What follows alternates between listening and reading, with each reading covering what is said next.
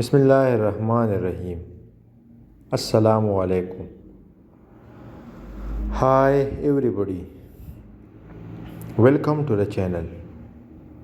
Today I am going to talk about what are the medicines which should be avoided while breastfeeding. So, the first class which I am going to talk about are antibiotics.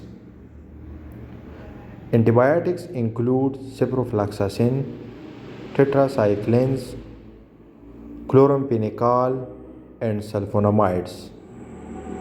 These are the antibiotics which should not be given to breastfeeding mothers. Okay, psychiatric drugs like lithium, benzodiazepines, and clozapine should not be given to breastfeeding mothers.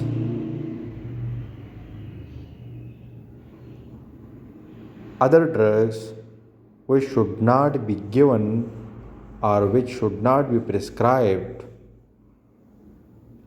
to breastfeeding mothers include aspirin, carbimazole, methotrexate, sulfonylureas, cytotoxic drugs, and amiodarone.